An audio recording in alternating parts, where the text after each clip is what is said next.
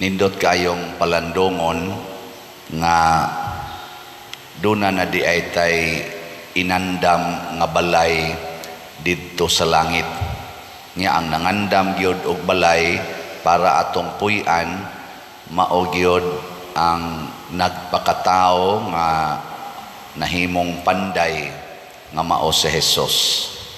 Lingay mong tupad ing na gusto na kang mupuyo didto sa balay nga giandam ni Jesus. Ngano man mo manglingi uban. Hay may inyong ganahan puy-an ang balay didto sa langit o dinhi yuta.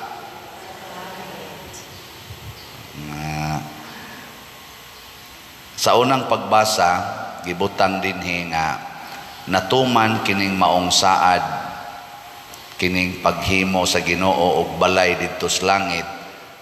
Pinaagi ni Jesus kay katumanggong pagkawagtang na didto sa paraiso ni Adan og ni Eva, wa natay balay didto sa langit. Ang tanang mamatay adto padong sa impyerno. Mao tong nagsaad ang Ginoo nga moabot ang panahon nga matuman gining makabalik gud mo didto sa langit.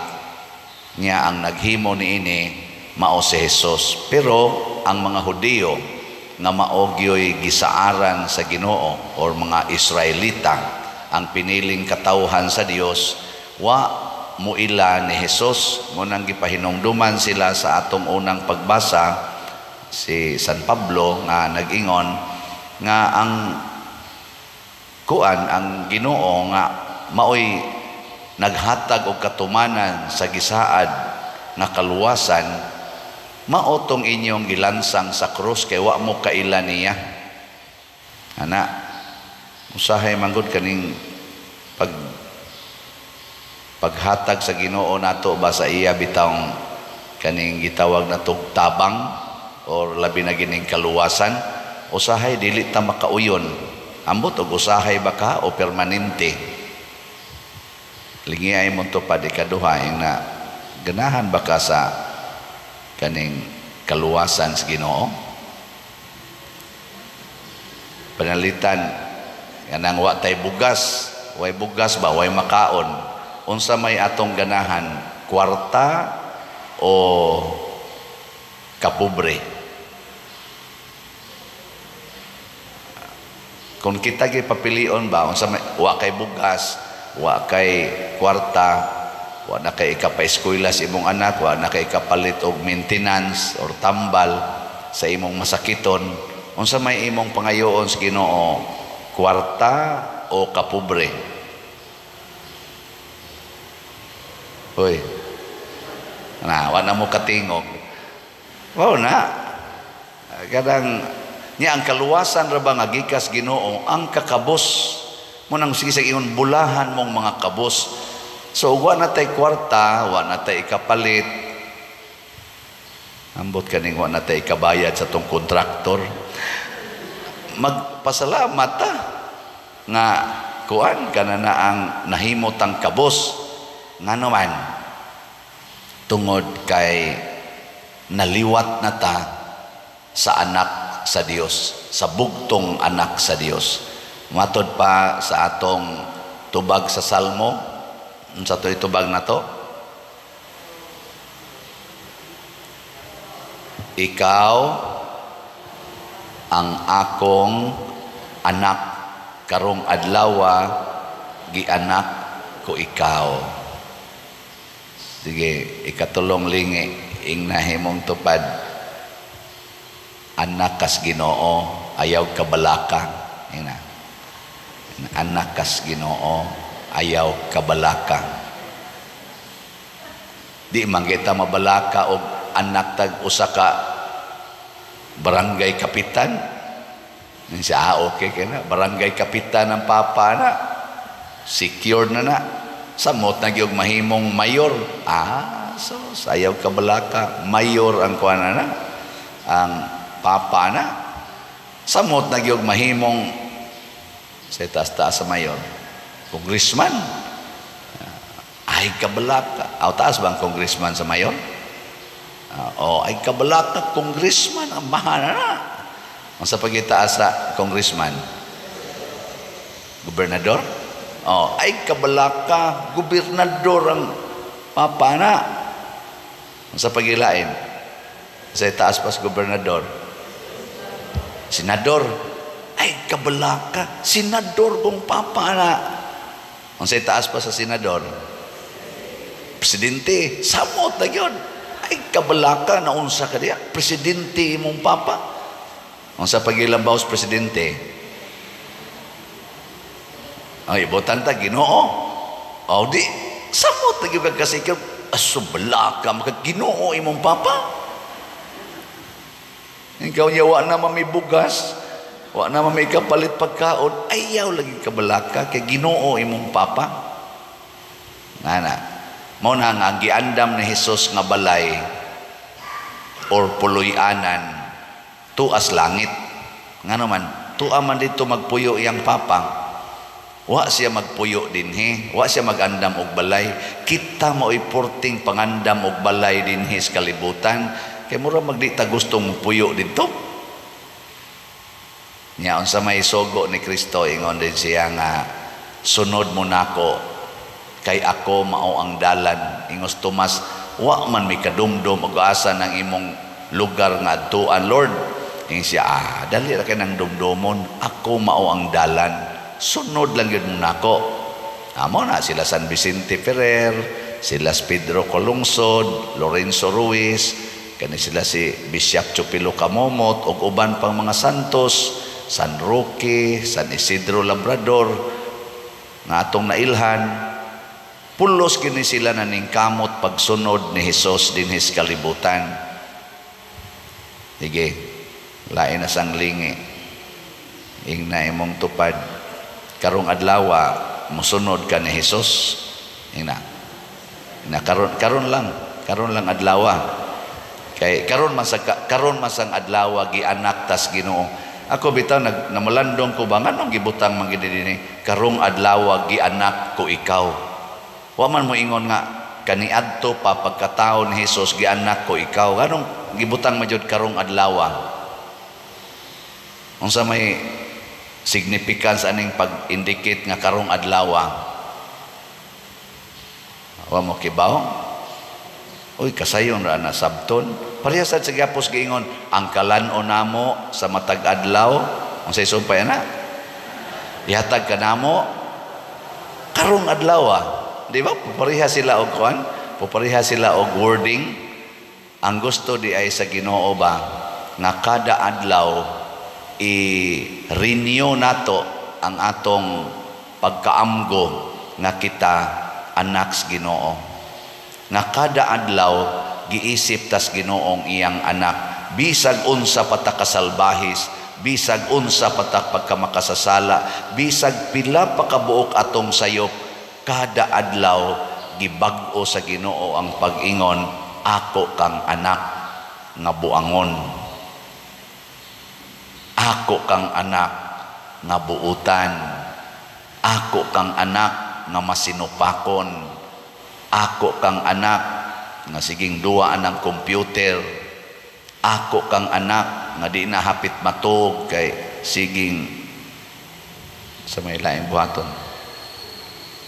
Siging sugal, siging TikTok, siging disco. Ako sa man, ay disco ba to? O anak, no? O, pero ako kang anak. Ako kang anak. Pasabot, libre gyud kang mobalik nga rin ako. Libre ka nga mobalik og mangayog pasaylo sama atong anak nga mausikon. Kay kada adlaw akong girinyo ang akong pag-angko nimo nga ako kang anak. Nabitay usahay nga kanang inyong mga anak, kana bang salbahis gyud kayo? Naagi mga ginikanan nga din amo angkon nga ila ng anak. Kinsa ninyo dinhi ang kanunay yung moangkon sa inyong anak or moangkon lang gyapon sa inyong anak, labi nahimo na gyud siyang kriminal, suyop unya nanulis nya gipatay pag yung iyang igsuon or imong mama, iyang lula gipatay. Kinsa ninyo ang moangkon gyapon nga ako ni siyang anak? Tasa kamot. Awa, di ba? Gapanagan na ang uban. Chow, ayaw sa doy. Daghan, eh. Kadaghan dito sa prisuhan sa una. Sa dito pa ko, maghilak in town, nga musulti na ako padre, wa na gyud ko'y matawag og pamilya. Kana bang inig pangumpisal ba? Ngano man, gisalikway naman ko pader sa akong pamilya. Wa na ko'y kapulian, og makalaya man ko, wa na ko'y kapulian. Unsa man day mong sa, nabdalagi ko aning bisyo pader. Ako mang na mulistiya ang akong duha ka anak nga babae. Mao man ni hinungdan nga napriso ko. Kay nalimot man ko sa akong kaugalingon ang akong anak nga 8 anyos o 10 anyos. Ako manoong na-rape pader. Ang akong asawa giingnan na gyud ko pader og sa tibuok kong pamilya nga di na gyud ko kauli. Ngutana pagod siya nako, pader, kung isalikway nako sa tanang tao, mupasaylo pa ka nako ang Ginoo. Ana Be, og kamo pa'y natungdan ato nga mga asawa din, imong bana, imong anak, inyong anak mismo, iyang gi-rape 8 anyos o 10 anyos. Jawan, muangkon pa mo nga sakop na sa inyong pamilya. Boy. Kamu sige ta simba din pero galisod wala no. Pero ang amahan nato sa langit kanunay gyung moangkon, ako kang anak, karong adlaw gianak ko ikaw. Way pagkausab sa kasing-kasing sa atong langit nung amahan, mao nang makasubay gitag langit nganuman anytime nga mo desisyon ta nga mosubay tas daan padong sa langit, dili ta hinginlan aning atong langit nung amahan nga amahan ni Hesus, amahan sa atong manluluwas. Mo nang ator yung buhaton, mosubay ta ni Hesus.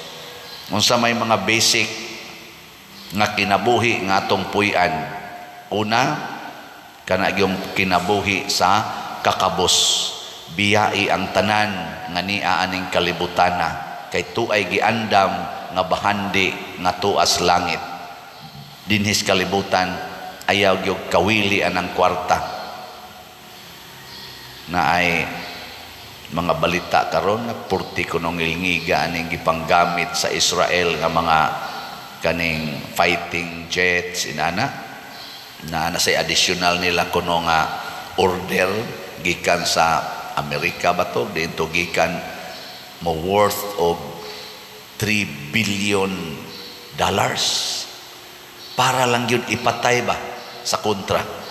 Mugastog tag 3 billion, tag 10 billion dollars para lang ipatay sa iyang isig katao.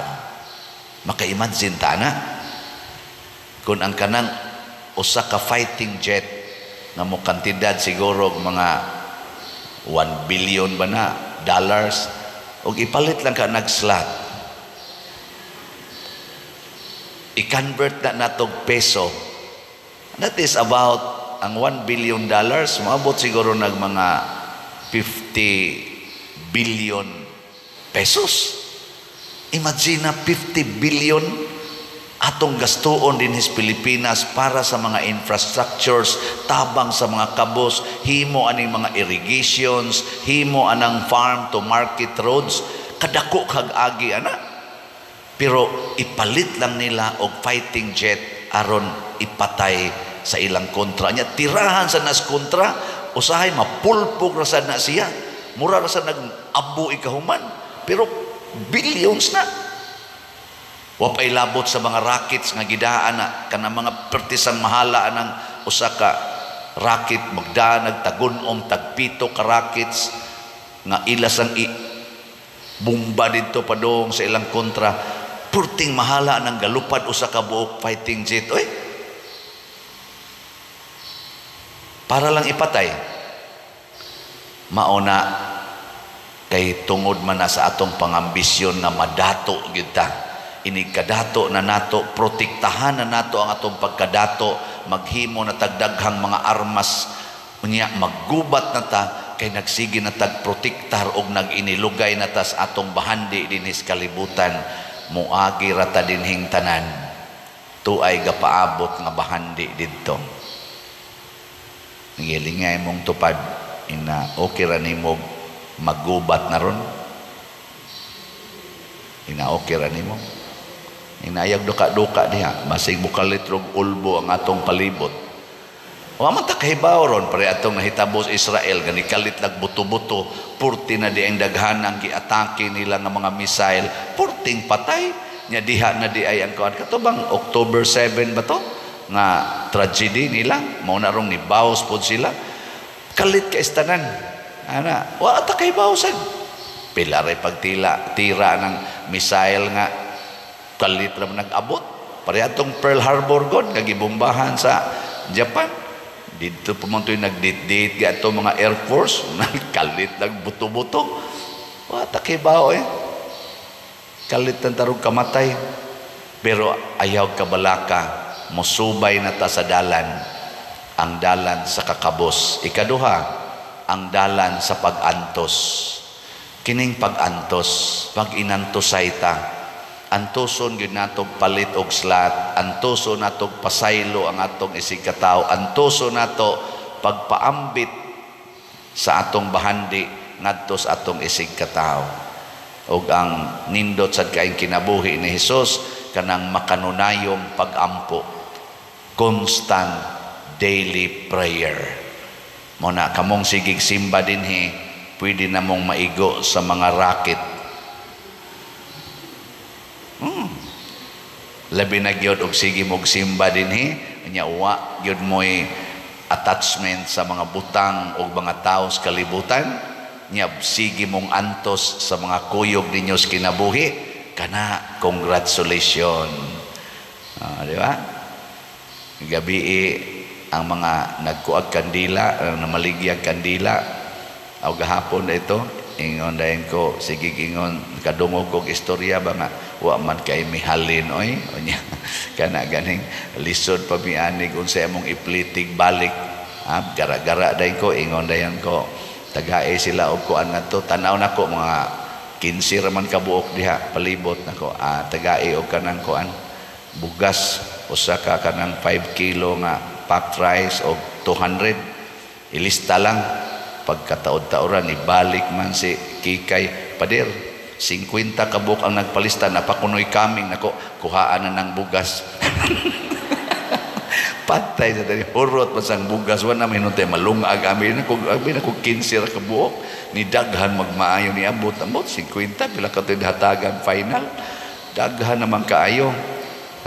Niya pag-abot sa nako pagkagabi ingon na sa pader na pwede bag makahigda mi dinis inyong kuan adto may tent dihas may stage hasta no nagantos gid in town ni sila pamaligya wa pagikihigdaan atong ipahigda diha ang lakaw kuno tog sayo ang uban na ba kanang mushare tas pag-antos sa atong isig katawo kay luoy kayo kay sa ato silang pamatyon ato silang hikawan sa mga pagkaon mag-inantosay ta mag-alagaray ta sa usag-usa antos gina dili ta mo ingon wa koy labot nimo tagadiin mo nganong nangabot mo dinhi hasol-hasol lang mo namo wala ato tabang gyud tabang kutob sa ato ma-share di lang sa nato patuyangan na wa natay ikahatag kutob lang gyud nga napatay ikahatag ug kun ato ning buhaton ang Ginoo sa iyang pag-angkon nato nga iyatang anak